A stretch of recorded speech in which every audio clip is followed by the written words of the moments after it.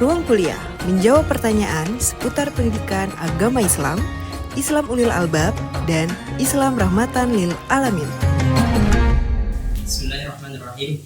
Assalamualaikum warahmatullahi wabarakatuh. Alhamdulillah, wassalatu wassalamu ala Rasulillah Muhammad sallallahu alaihi wasallam wa ala alihi washabihi ajma'in, amma ba'du. Apa kabar sahabat Tunisia? Semoga senantiasa sehat walafiat lahir dan batin, juga mudah-mudahan senantiasa dalam keridhaan Allah Subhanahu wa taala. Alhamdulillah bisa jumpa lagi dengan saya Muhammad Syarif Hidayatullah dalam sesi kedua ini, yaitu kita insya Allah akan membahas satu tema, yaitu tentang kedudukan akal dalam agama. Di pertemuan kita sebelumnya, kalau kita review kembali, kita sudah coba memahami terkait ulil albab, ya, khususnya bagaimana konsep ini bisa relevan sebagai solusi untuk generasi masa kini. Di pertemuan tersebut, salah satu petikan yang saya sampaikan bahwa ulil albab adalah sosok yang mampu mendayagunakan segala titipan yang Allah berikan untuk hal-hal yang Allah ridhoi. Nah, titipan-titipan itu ada banyak ragamnya, ya, tidak hanya dalam bentuk fisik, tapi juga akal dan juga hati ataupun fitrah lainnya. Dan insya Allah pada kesempatan ini saya ingin coba mengajak sahabat Tunisia semuanya untuk kita menelusuri lebih lanjut terkait salah satu tools yang ada pada diri manusia, yang mana ini merupakan salah satu perbedaan antara kita dengan makhluk Allah yang lainnya, yaitu adalah akal.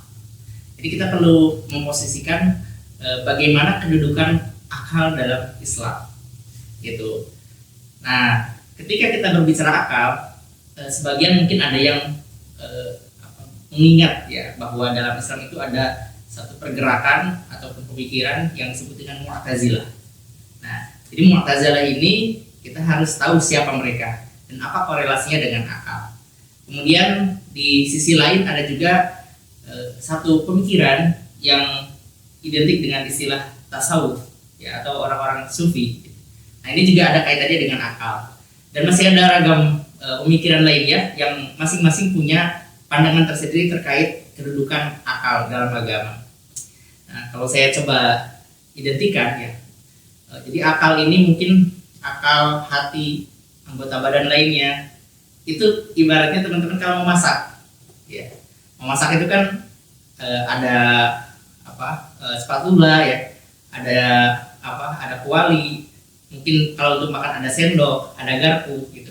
Nah, kita perlu menggunakan alat-alat tersebut sesuai peruntukannya, gitu. Masak misalkan, ya tentu pakainya spatula misalkan.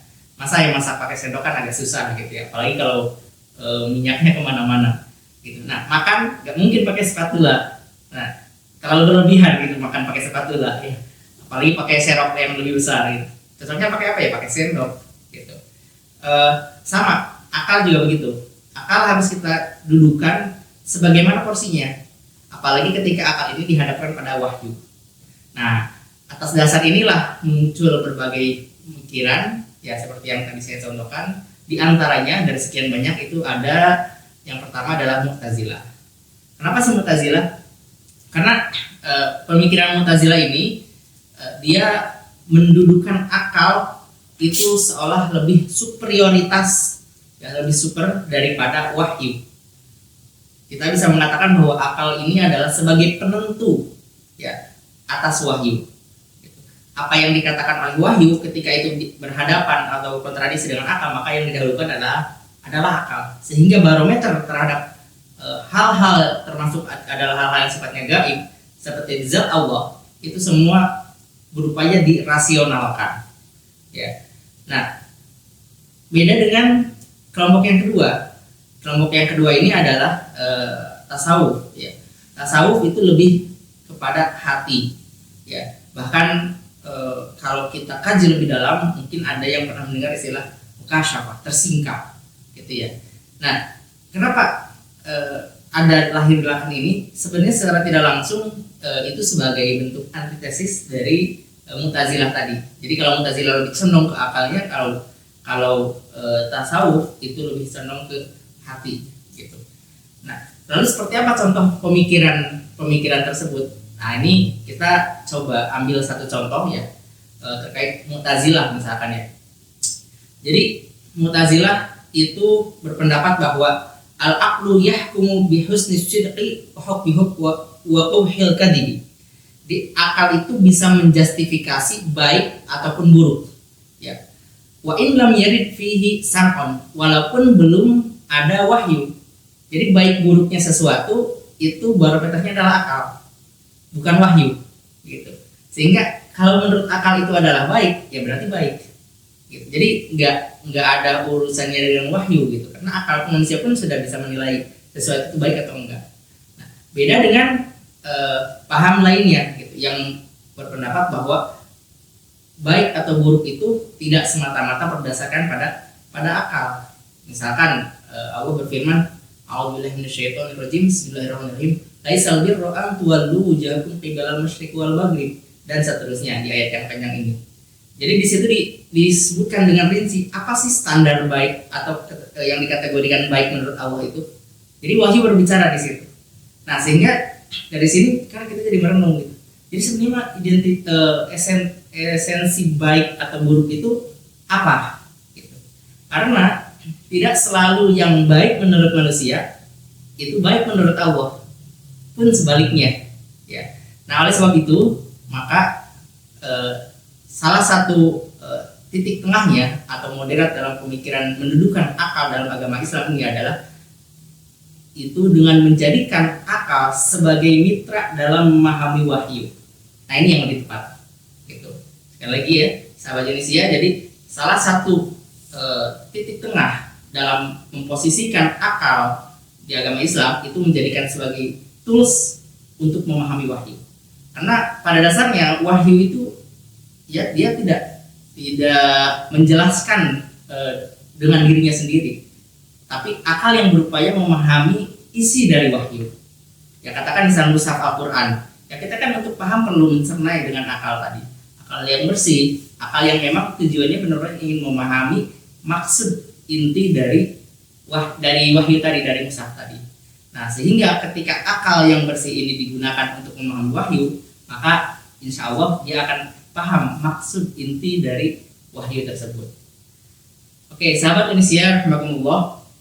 Jadi memang terkait contoh pemikiran yang terlalu over ke akal ataupun terlalu over ke hati itu banyak sekali ya. Karena dalam konteks ini kita ingin coba mengambil sampel dari Mu'tazilah tadi ya. Maka saya ingin coba menghadirkan contoh antitesis terhadap pemikiran Mu'tazilah. Yaitu apa yang pernah disampaikan oleh Imam Ghazali rahimahullah. Beliau mengatakan, fa'innal aqla wahdah la yastaqillu bi idrakil umuri diniyah. Akal semata dia tidak akan mampu memahami urusan-urusan agama secara menyeluruh. Wa man za'ama annal aqla kafin faqad dhalla wa dhalla.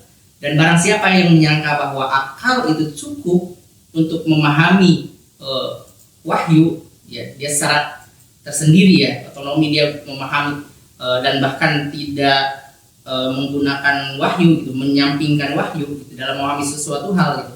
Faqad dhalla wa dhalla, sungguh dia sudah tersesat dan berpotensi untuk bisa menyesatkan yang lainnya.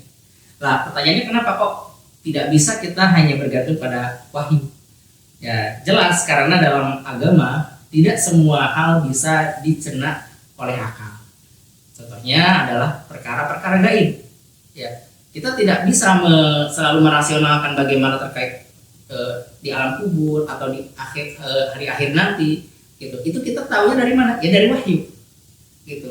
Nah, sehingga gak bisa akal berdiri sendiri mengada-ada ya dengan perkara-perkara gaib tadi. Bahkan kalau kita cek di surat misalkan akhir surat Luqman ya, itu banyak sekali, ada 5 hal setidaknya yang tidak akan bisa diketahui oleh manusia walaupun dia secerdas apapun IQ-nya.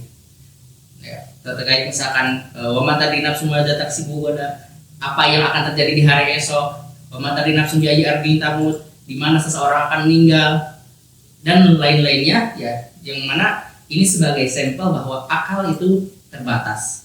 Oleh sebab itu maka sahabat Indonesia, jangan terlalu menjadikan akal sebagai Tuhan, tapi jadikanlah akal sebagai mitra untuk memahami ciptaan Tuhan. Mudah-mudahan bermanfaat. Akhirul kalam, assalamualaikum warahmatullahi wabarakatuh. Ruang kuliah menjawab pertanyaan seputar pendidikan agama Islam, Islam Ulil Albab, dan Islam Rahmatan Lil Alamin. Ruang kuliah, persembahan dari Radio Dakwah Unisia, suara kebaikan, inspirasi kehidupan.